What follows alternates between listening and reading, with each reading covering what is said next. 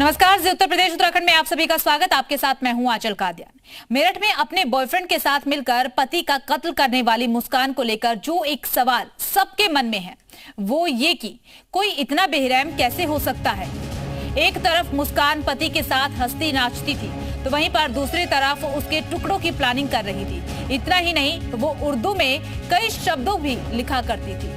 इसी के साथ आपको बता दें कि इससे उसके भी तंत्र मंत्र में शामिल होने की आशंका जाहिर की जा रही है। इसके अलावा खुलासा तो ये भी हुआ है कि मुस्कान साहिल को शंकर बुलाती थी। ये खुलासा किया है उसके कैब ड्राइवर ने जो उन्हें मेरठ से मनाली लेकर गया था।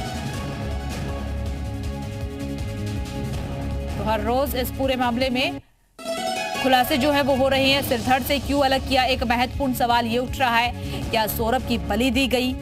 और ये भी कहा जा रहा है कि जो मुस्कान है वो साहिल को शंकर बुलाती थी।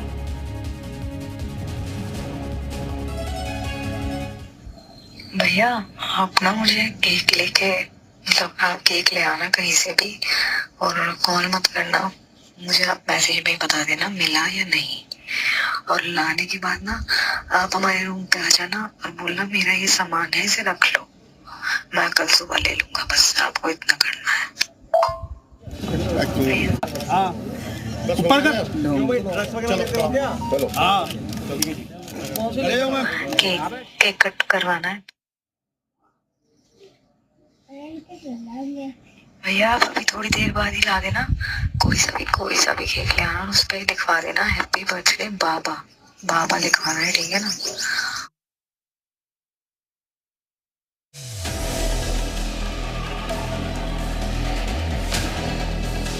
मुस्कान अपने घर में उर्दू में लिखती थी।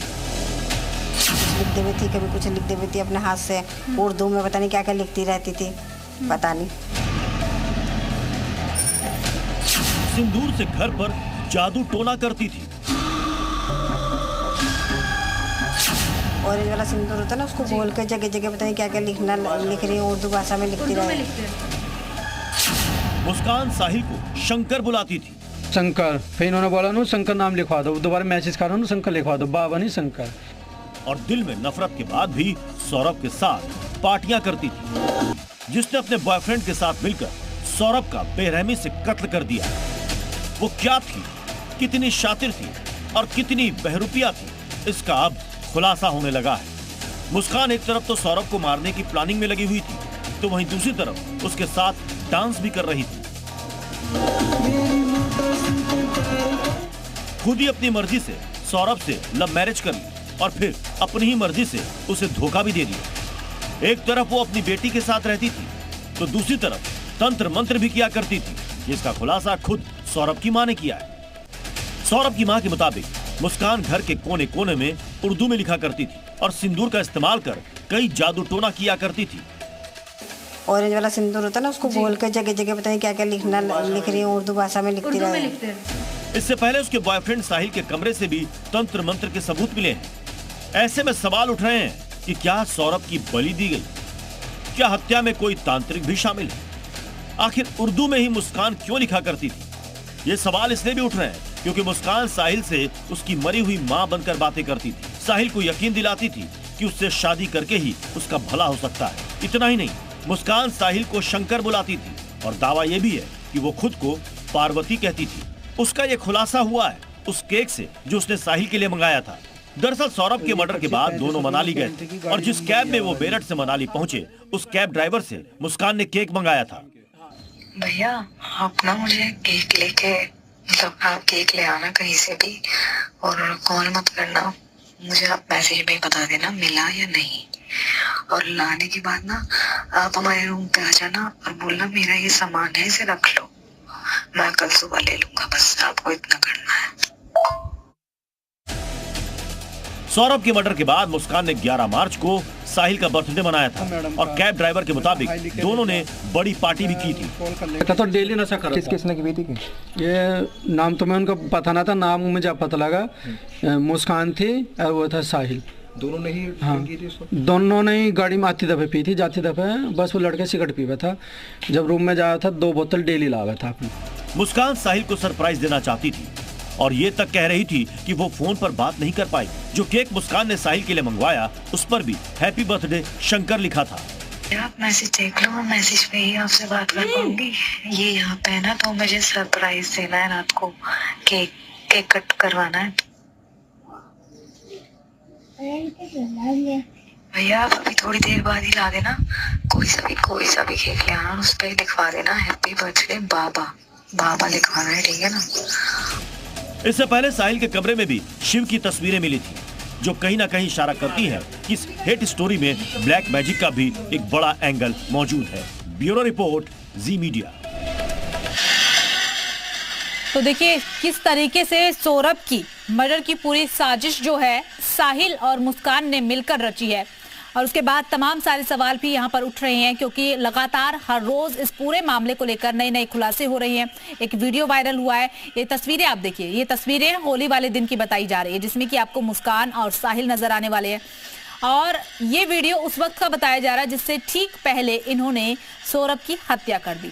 हत्या करने के बाद कोई भी चेहरे पर शिकन जो है वो नजर नहीं आ रही है। दूसरी तस्वीर वो उस हथियार की जिस हथियार का इस्तेमाल किया गया था, तो इसी हथियार का इस्तेमाल करके सौरभ को मौत के घाट उतार दिया गया। इस पूरे मामले में कई खुलासे सामने आए हैं। व्हाट्सएप चैट भी वायरल हुई है जिसमें किसी केक का जिक्र किया जा रहा है। पहले केक पर कहा जाता है कि बाबा लिखना है, और फिर बाद में ये भी जानकारी मिल रही कि केक पर बाबा नहीं बल्कि केक पर शंकर लिखने का जिक्र जो है वो किया गया है। इसी के साथ कैब ड्राइवर ने भी इस बात का खुलासा किया कि कैब ड्राइवर का कहना है कि साहिल नहीं बल्कि मुस्कान जो है शंकर कह करके बुलाती थी।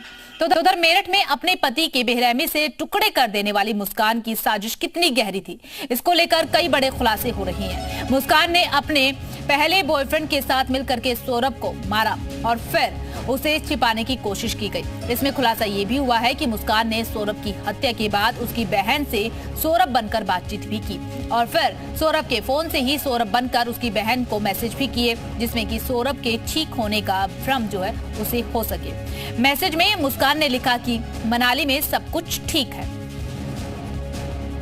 ये चैट देखिए आप, जी उत्तर प्रदेश उत्तराखंड पर ये चैट जो है उनके पास है। लेकिन कौन जानता था कि मुस्कान की ये हंसी और खुशी दोनों झूठी थी। मुस्कान का सौरभ के साथ ये रिश्ता ही फरेब से भरा था, और जिस हंसी और खुशी से वो नाच रही थी उसके मन में दरअसल प्यार नहीं बल्कि दरिंदगी की बड़ी साजिश छिपी थी। ये वीडियो सौरभ की हत्या से सिर्फ 3 दिन पहले का है, जब अपनी बेटी के जन्मदिन में सौरभ बेहद खुश नजर आ रहा था। लेकिन वो क्या जानता था कि उसकी खुशी का मर्डर खुद उसकी पत्नी कर देगी। मुस्कान ने अपने बॉयफ्रेंड के साथ मिलकर न सिर्फ सौरभ को मारा बल्कि ऐसी दरिंदगी की कि रूह कांप जाए। इसका खुलासा उसकी पोस्टमार्टम रिपोर्ट के जरिए हुआ। पोस्टमार्टम रिपोर्ट के मुताबिक मुस्कान और साहिल ने मिलकर सौरभ पर इतना तेज वार किया कि उसका सिर धड़ से अलग हो गया, उसके गले की सारी नसें कट गईं, उसके गले के चारों तरफ वार किए गए, और तो और उसके हाथ भी कलाई से अलग हो चुके थे।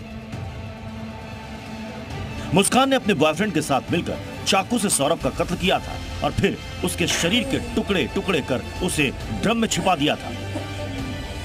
हत्या का प्रकरण था जिसमें कि पति की हत्या प्रेमी और प्रेमिका ने मिलकर कर दी। उसमें पुलिस ने दोनों अभियुक्तों को गिरफ्तार कर जेल भेजा है, जिसमें कि 14 दिन की न्यायिक रिमांड उनको मजिस्ट्रेट महोदय द्वारा दी गई है। ये बड़ी सोची समझी साजिश थी जिसमें कि दोनों ने मिलकर व्यक्ति की हत्या की है।